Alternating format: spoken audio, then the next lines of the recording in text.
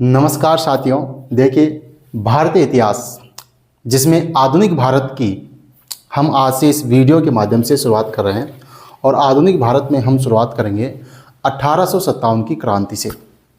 ठीक है, जहां से आपके अधिकांशतः जितनी भी विभिन्न प्रतियोगी परीक्षाएं होती हैं, जहां से आपके प्रश्न पूछे जाने की संभावनाएं शुरू हो जाती हैं। 1857 की क्रांति, उसके बाद में भारतीय राष्ट्रीय कांग्रेस की स्थापना, उसके बाद में नरम दल, गरम दल, ठीक है, उसके बाद में फिर गांधी जी का आगमन और गांधीवादी युग, जहां से चलकर हम लास्ट में 1947 भारत की आज़ादी तक। इसमें हम देखते हैं कि अधिकांश एग्जाम में इस प्रकार के यहाँ से ज़्यादातर प्रश्न पूछे जाते हैं। अभी वरिष्ठ अध्यापक भर्ती परीक्षा है जिसमें 1857 की क्रांति है, 1885 में राष्ट्रीय कांग्रेस की स्थापना के बारे में, नरम दल गरम दल हैं, गांधीवादी युग है। इन सब की बात आपके पाठ्यक्रम में दी गई है। इसके अलावा ग्रेड फर्स्ट की भर्ती है जिसमें तो डिटेल से है इतिहास में, रीट की भर्ती हो या अन्य जो भी विभिन्न भर्ती परीक्षाएं हैं, सब में जिसमें भारतीय इतिहास है और 1857 क्रांति है, सब के लिए महत्वपूर्ण टॉपिक है। यहाँ से प्रश्न आता ही आता है और इस वीडियो में मैं बिल्कुल डिटेल से बात करूँगा इस टॉपिक की।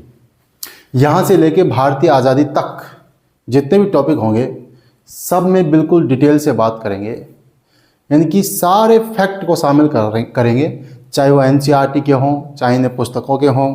सभी महत्वपूर्ण चीज़ें जो मुझे लगेगा कि एग्ज़ाम में पूछी जा सकती है, वो सब चीज़ें मैं आपको इसमें बताऊंगा।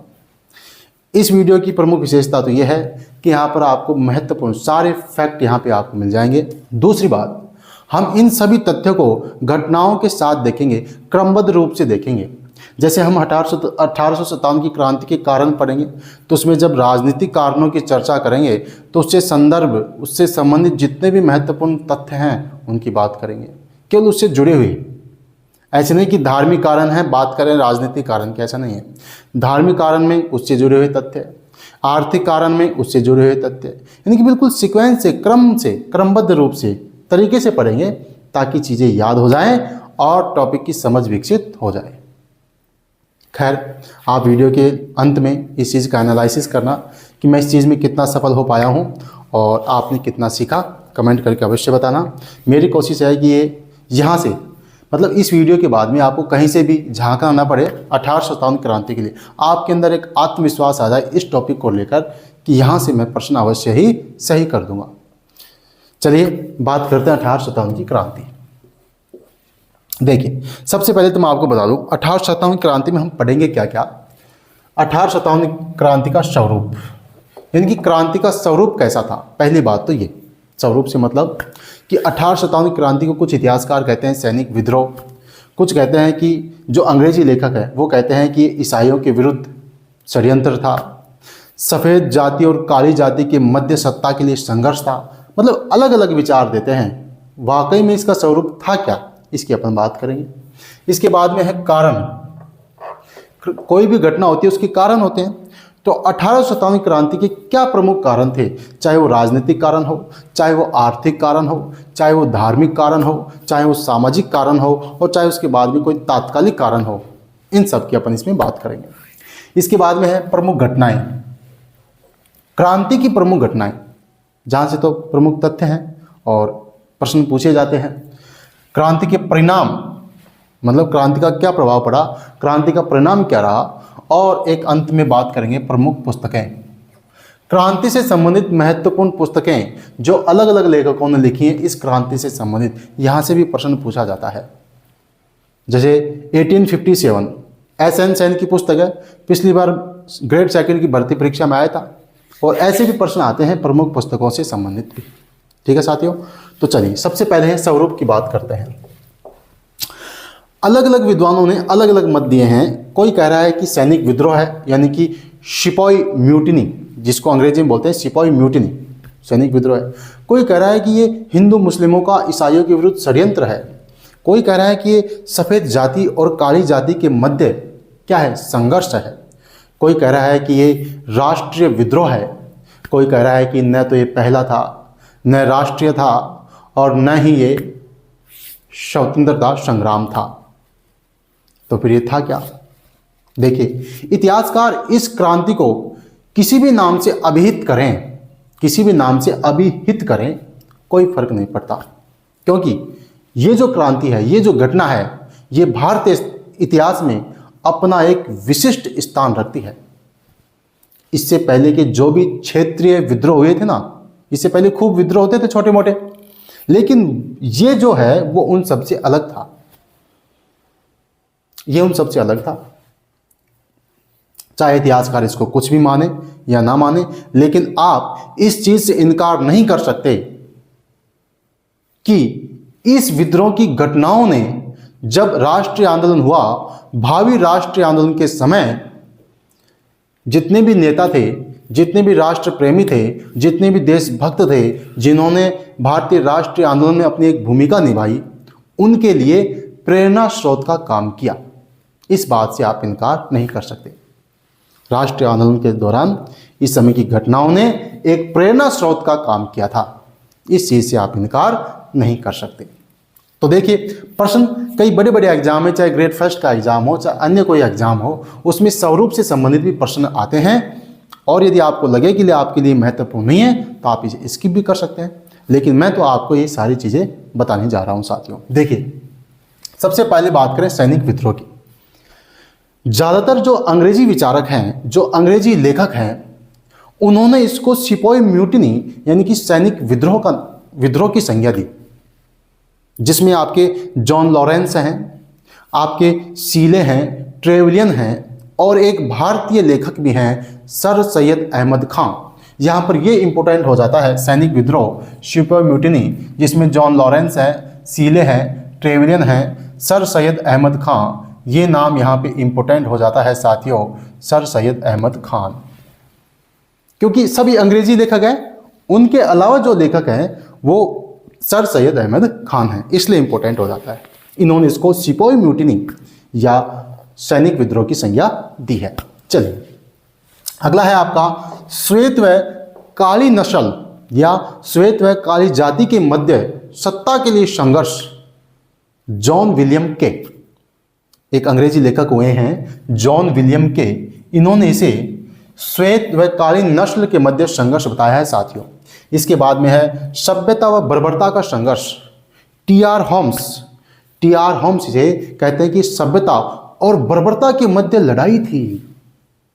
एक तरफ सभ्यता लड़ रही है, एक तरफ बर्बरता लड़ रही है। बोला भारतीयों को बर्बर बता रहा है और अपने आप को, अंग्रेजों को सभ्य बता रहा है। कौन? टी.आर. होम्स। तो देखिए, सभ्यता व बर्बरता के मध्य संघर्ष कौन बता रहा है? टी.आर. होम्स। इसके बाद में एक विद्वान हुए, एक जो अंग्रेजी लेखक हैं जेम्स आउट्रम, उन्होंने इसे कहा है कि हिंदू और मुसलमानों का षड्यंत्र है अंग्रेजों के विरुद्ध, ईसाइयों के विरुद्ध। किसका षड्यंत्र है? मुस्लिम षड्यंत्र है। ये देखिए, मुस्लिम षड्यंत्र कौन बता रहे हैं? James Outram. ईसाइयों के विरुद्ध धर्मयुद्ध है, एल.ई. रीज। ईसाइयों के विरुद्ध धर्मयुद्ध बता रहे हैं, एल.ई. रीज। ये कह रहे हैं कि ईसाइयों के विरुद्ध विद्रोह है। तो ये मुख्य बातें थी। ज़्यादातर इसमें अंग्रेजी लेखक मिलेंगे आपको, जिसमें आपको सैनिक विद्रोह, सफ़ेद और काली जाति के बीच संघर्ष, सभ्यता बर्बरता का संघर्ष, मुस्लिम षड्यंत्र, ज़्यादातर यही नाम दे रहे हैं अंग्रेजी लेखक। इसके बाद में बात आती है राष्ट्रीय विद्रोह। अपने एक विद्वान हुए हैं अशोक मेहता, लेखक हुए हैं, जिनकी एक पुस्तक आती है द ग्रेट रिवोल्ट, महान संघर्ष। 1857 की क्रांति के लिए एक पुस्तक लिखी है अशोक मेहता ने, जिसका नाम है the great revolt. The great revolt Ashok Mehta की पुस्तक है, इसको भी याद रखना है आपको। प्रमुख जो पुस्तकें हैं इस पे अपन बात कर लेंगे, सभी पुस्तकों की बात कर लेंगे, महत्वपूर्ण पुस्तकें बात कर लेंगे जहां से प्रश्न बन सकता है। तो अशोक मेहता ने और एक विद्वान है बेंजामिन डिज़रेली, अशोक मेहता और बेंजामिन डिज़रेली ने इसको राष्ट्रीय विद्रोह का, क्या कहा? राष्ट्रीय विद्रोह का। दोनों विद्वानों ने इसको याद रखना है। और इसके बाद में अपनाते हैं आधुनिक इतिहासकार। किसकी बात करते हैं? आधुनिक इतिहासकार। चाहे वो आपके रमेश चंद्र मजूमदार हो, चाहे आपके डॉक्टर एस.एन. सेन हो, जो कि 1857 क्रांति के राष्ट्रीय इतिहासकार भी हैं। आर.सी. मजूमदार ने कहा कि यह न तो पहला है, न राष्ट्रीय है, और न ही स्वतंत्रता संग्राम है। कौन कह रहा है? आर.सी. मजूमदार। कह रहे हैं कि न तो ये पहला है, न ही राष्ट्रीय है और न ही स्वतंत्रता संग्राम है। जबकि वीडी सावरकर महोदय ऐसे पहले व्यक्ति हुए हैं जिन्होंने 1857 की क्रांति को प्रथम स्वतंत्रता संग्राम कहा है। इसको आप नोट कर लें, इंपॉर्टेंट है, कई बार परीक्षा में पूछा गया है।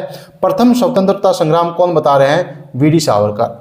और इन्होंने पुस्तक भी निकाली थी, अपन बात करेंगे सभी उन पुस्तकों में। तो वीडी सावरकर महोदय ने प्रथम स्वतंत्रता संग्राम कहा है। इसके बाद में न राष्ट्रीय, न प्रथम, ना ही स्वतंत्रता संग्राम, ये कह रहे हैं आरसी मजूमदार। आरसी मजूमदार महोदय कहते हैं कि न तो पहला है, न राष्ट्रीय है और न ही स्वतंत्रता संग्राम है। इसके अलावा एक विद्वान और हैं, एसएन सेन। कौन है? एसएन सेन। एसएन सेन ये 1857 की क्रांति के राष्ट्रीय इतिहासकार हैं साथियों। जब देश आज़ाद होने के बाद में इतिहास एक नए सिरे से लिखा गया, उस समय 1857 की क्रांति के राष्ट्रीय इतिहासकार हैं एसएन सेन। हालांकि आरसी मजूमदार ने मना कर दिया था। इन्होंने कह दिया था कि भाई मैं तो सत्य के साथ हूँ। बिल्कुल निष्पक्ष इतिहासकारों में आते हैं ये आरसी मजूमदार। एसएन सेन ने इतिहास लिखा, 1857 क्रांति का राष्ट्रीय मतलब सरकारी इतिहासकार हैं। इन्होंने इतिहास लिखा। इन्होंने कहा कि प्रथम स्वतंत्रता संग्राम तो है, लेकिन इसमें राष्ट्रीयता का अभाव है।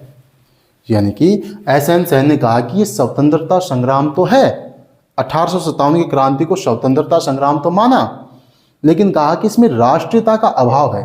कौन करें? एसएन सेन। तो ये बात थी क्रांति के स्वरूप की। अलग अलग विद्वान अलग अलग मत देते हैं, लेकिन आप सब जानते हैं कि इतिहासकार इसे किसी भी नाम से अभिहित करें, किसी भी नाम से, लेकिन 1857 की क्रांति भारतीय इतिहास में अपना एक विशिष्ट स्थान रखती है।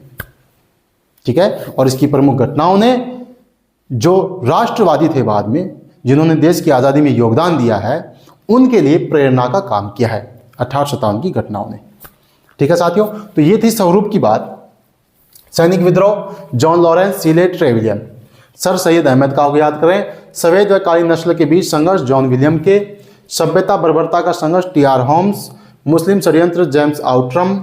ईसाइयों के विरुद्ध धर्मयुद्ध, एली रीज। राष्ट्र विद्रोह, बेंजामिन डिजरेली, अशोक मेहता। प्रथम स्वतंत्रता संग्राम, वीडी सावरकर। न राष्ट्रीय, न प्रथम, न ही स्वतंत्रता संग्राम, आरसी मजूमदार। आप चाहें तो इसका स्क्रीनशॉट ले सकते हैं और सब चीज़ों को आराम से नोट कर सकते हैं। बढ़िया आराम से नोट्स बनाते हुए चलें। जो भी साथी नए हैं वो बिल्कुल 1857 की क्रांति से लेकर भारतीय आज़ादी तक एक एक चीज़ को अपन नए सिरे से, नए ढंग से पढ़ेंगे, बिल्कुल सही तरीके से पढ़ेंगे। ठीक है साथियों। इसके बाद में अपन देखते हैं कारण। किसकी बात करेंगे? कारणों की बात करेंगे। और कारण में है राजनीतिक कारण, धार्मिक कारण, सामाजिक कारण, आर्थिक कारण, कई कारण हुए हैं। तो इसमें अपन एक एक कारण की बात करेंगे और समझते हुए महत्वपूर्ण तथ्यों की बात करेंगे, साथ में महत्वपूर्ण फैक्ट की बात करेंगे साथियों। और वो करेंगे हम अगले वीडियो में। ये छोटी छोटी वीडियो के माध्यम से साथियों मैं पूरे आपको भारतीय इतिहास को कराऊंगा। छोटे छोटे वीडियो हैं, आप 5 मिनट में, 7 मिनट में, 10 मिनट में देख लीजिए। एक एक चीज़ को सीक्वेंस से करेंगे और आपका आधुनिक भारत इतना ज़बरदस्त हो जाएगा कि आप विश्वास नहीं करेंगे। आप इस वीडियो को देखने के बाद में, जैसे 1857 की क्रांति हमारी कंप्लीट हो जाए, उसके बाद में आप ऑब्जेक्टिव प्रश्नों का अभ्यास करना, फिर बताना कि आपको कैसा लगा। ठीक है साथियों, कमेंट करके अवश्य बताएं और आप तैयारी करें। मस्त रहें। जय हिंद, जय भारत।